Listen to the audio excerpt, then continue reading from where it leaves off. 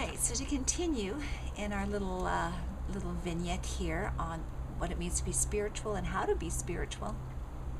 As I mentioned in previous videos, it's about developing certain qualities, coming into a certain state of being that exhibits love, a heart kind of connectedness to life that's full of compassion and care, peace, a sense of peace and joy in life, a love for life, an enthusiasm about life, being fully alive. And how you bring that about is through a commitment to integrity, to live in truth, and to get on that path, self-awareness, right? We talked about that in previous videos, so do take those in if you haven't. Now, to continue, as you enter into a daily practice of self-reflection, right, and self-awareness, this is where people often hit a wall. They don't want to do this, right? They avoid that like the plague. They avoid coming into a place of just sitting in meditation and being present to themselves. Why? Because they're afraid to face so much pain, sorrow, hurt, sometimes confusion, chaos, disappointments. But they think it's just a lot of garbage that's in there. It's like, yuck. I don't want to go there. I don't want to spend the time there. I just want to move on. I just want to go forward, forget about it, go forward, all right? And leave it behind. So we're often in a state of denial, repressing, avoiding, just running away from ourselves. And we have such a fear that if we stop and become present to ourselves and go inward, we're not going to like what we see or what we find. And we avoid that. But it's really, I have to say, it's a bit of a boogeyman. It's a bit of a mirage what's happening here. Yeah, there's stuff there. But the thing is, and this is the beauty of it, if you take the time to just be present to yourself and let yourself feel the pains of the past, and let yourself cry out that hurt. Sometimes vent the anger, and I don't want to spend the time here going into detail on this. I have videos on emotional clearing and my 5-step daily spiritual practice where I go into this in detail. All right, I highly recommend you get that stuff. Okay, go to consciouslivingprograms.com for more info.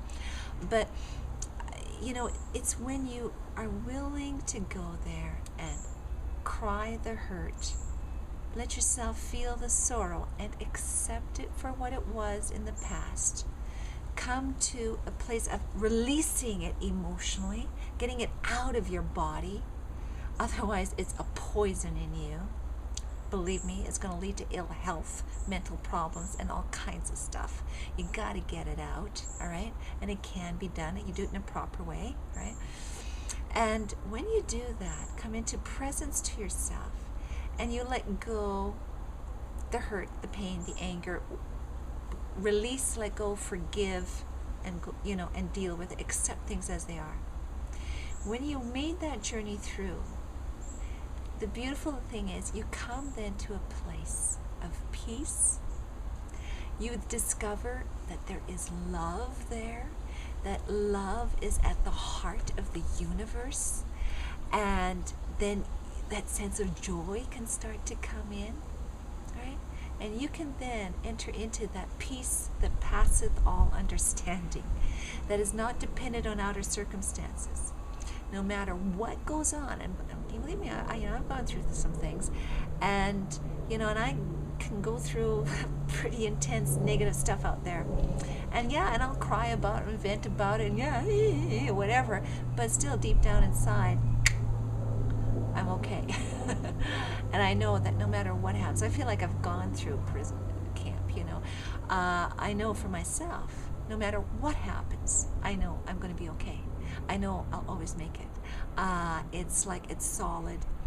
I can count on that no matter what. And I tell you, that's a wonderful place to be when you know that from the inside out. You're not dependent on external circumstances for the solidity of your beingness. It's solid as a rock. You can count on it. It's there. You want to get to that place. And that's what, again, what the spiritual path is meant to do, is to bring you into that at-homeness within, that inner integration and solidity of your sense of self. That can then be the source of your being, all right? Because it's grounded in something deeper, something bigger than, quote, the mere ego. So it's only through coming home to yourself and spending that time in self-awareness and processing some of this garbage, letting it out, all right, and then truly coming home instead of running away from yourself. Key. Now, this takes courage. It takes a lot of courage, all right? It takes a lot of guts to go in there and to face this stuff. For some more than others, depending on what your whole history has been and what you've experienced, but it takes a lot of courage, okay? So this is the next step on the path, is coming home to yourself through emotional clearing, coming into full presence and connectedness with yourself, all right? Letting yourself deal with whatever garbage is there, and journeying through that to come to that core of love and joy and peace that's there inside of you, inside of me, inside of everyone, and it's the very basis of yourself and the basis of reality. That's what you want to do. All right. So, Linda Christensen of ConsciousLivingPrograms.com, and I will continue in the next video. All right. So stay tuned.